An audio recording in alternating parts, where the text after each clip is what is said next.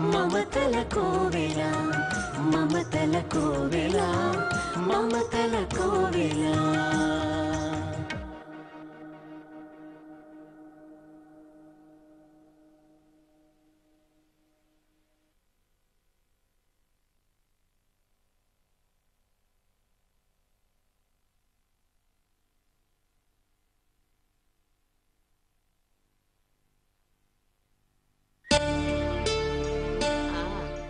మీరందరూ ఇక్కడే ఉన్నారు కాబట్టి మీకందరికీ నేను విషయం చెప్పదలుచుకున్నాను.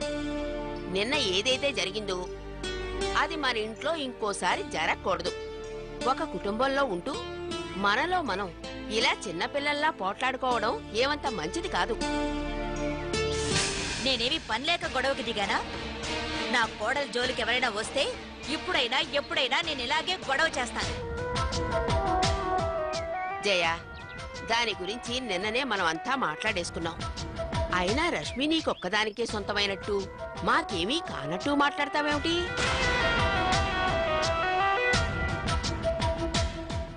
దానికి పుట్టబోయే బిడ్డ మీద నీకు ఎంత ప్రేమ ఉంటుందో మాకు అంతే ఉంటుంది.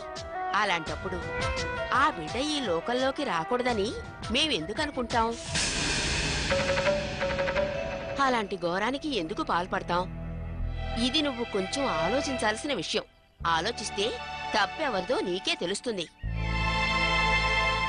ఒక కప్పు కింద బతికినంత మాత్రాన అందరూ ఒకే కుటుంబానికి చెందిన వాళ్ళు అవ్వరు. మనసులు కూడా కలవాలి. ఇక నుంచైనా మనమంతా ఒకే కుటుంబం అనిపించుకుంటూ ఒకటిగా బతుకుదాం. అత్తయ్య, మీరు చెప్పిన దాంట్లో ఎంతైనా అర్థం ఉంది. మనమంతా ఒకటే అని అనుకున్నాక మన మధ్య మనస్పర్ధలు రాకూడదు. వచ్చినా అవి ఎంతోసేపు ఉండకూడదు.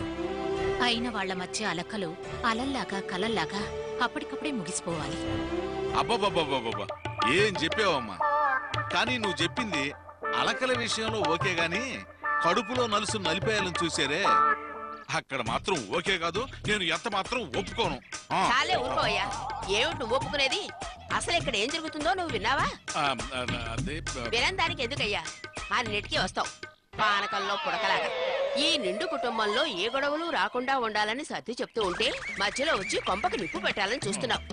మెక్కడానికి టిఫిన్ రెడీగా ఉంది, వెళ్ళు మెక్కు, వెళ్ళు.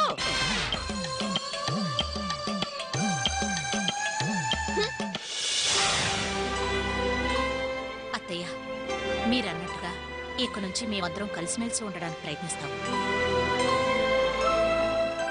ఏమంటావు జయ?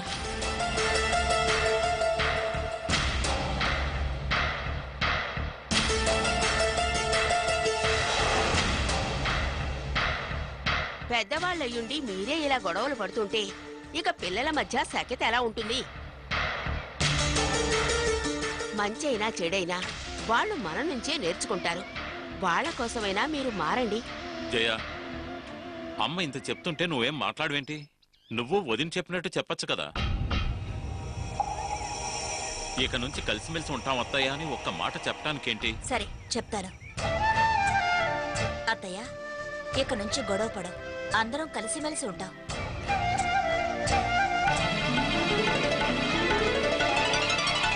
అది అలా ఉండాలి.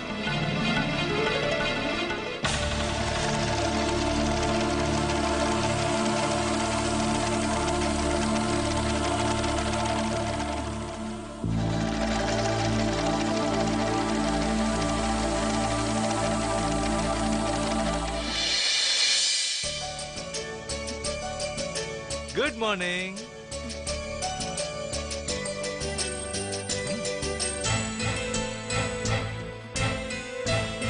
ఇప్పుడు నీకోసం బెడ్ కాఫీ తీసుకొచ్చినట్టే ఇక నుంచి నీ పనులన్నీ నేనే చేస్తాను. ఎందుకో చెప్పనా? అలా చేస్తేనే నీకు రెస్ట్ దొరుకుతుంది. నీ కడుపులో ఉన్న మన బిడ్డకి రెస్ట్ దొరుకుతుంది. కాఫీ చల్లారిపోతుంది, తీసుకో. కాఫీనా? వద్దు.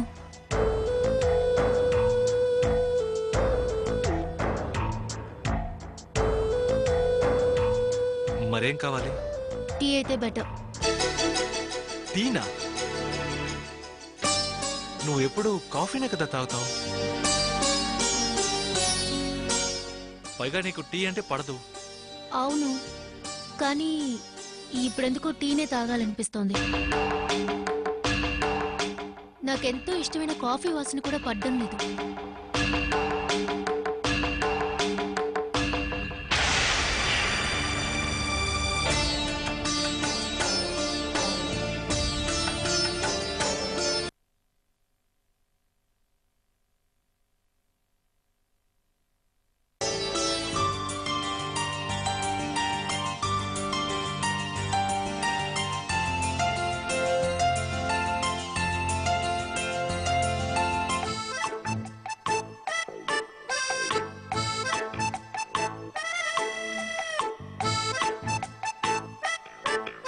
పొద్దు నుంచి కిచెన్ లోనే సెటిల్ అయిపోయావు.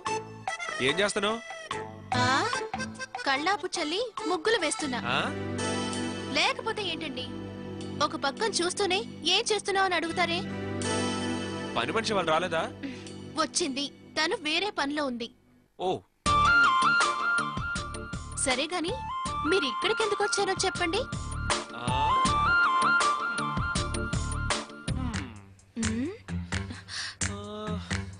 ఇదేంటి ఇలా మీద మీదకి వస్తున్నారు? రాత్రి నువ్వేదో చెప్పావు కదా, మనకి తొందరగా పిల్లలు పుడితే బాగుంటుంది అని, అందుకే. చాలే ఊరుకోండి. తొందరగా అంటే మరి ఇంత తొందరగా కాదు.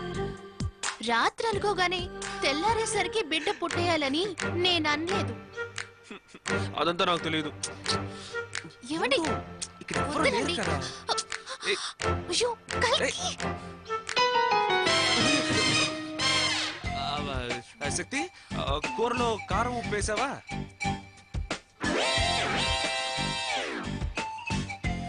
కల్కి,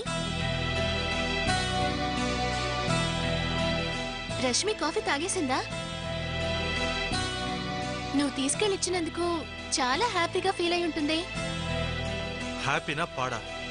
రష్మి కాఫీ తాగనే లేదు. అయినా తాగడం మాట అలా ఉంచు, కనీసం ఆ కాఫీ కప్పు వైపు ఒక లుక్ కూడా వేయలేదు. నేనెంతో ముచ్చటపడి తీసుకెళ్ళాను, కానీ తను ఏ మాత్రం మొహమాటం లేకుండా కాఫీ వద్దని నా మొహం మీద చెప్పింది. తనకి టీ కావాలట. రష్మి టీ తాగినట్టు నేను ఇంతవరకు ఎప్పుడు చూడలేదు. ఇన్నాళ్ళైనా తన్ని అర్థం చేసుకోలేకపోయాను. ఊరుకోండి.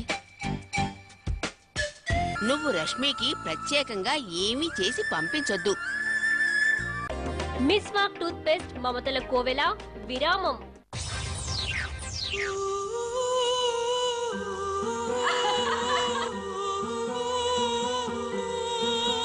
అది ఇల్లా కాదు, స్వర్గం. నిండు గర్భవతిగా ఉన్న ఈ స్థితిలో నువ్వు ఇలాంటి వాళ్ళ కళ్ళల్లో పడకూడదమ్మా. ఆ అరవిందగాడి కొంపలో ఆనందం కూడా అంతే. ఏదో ఒక రోజు ఈ గాజు సీసాల బద్దలవుతుంది. పులితో సవ్వారి, మందరతో ఎవ్వరం చేసే ముందే ఆలోచించుకోవాలి. ఒక్కసారి దిగాక వెనక్కు తగ్గితే ప్రాణాలే మిగలవు. White tone face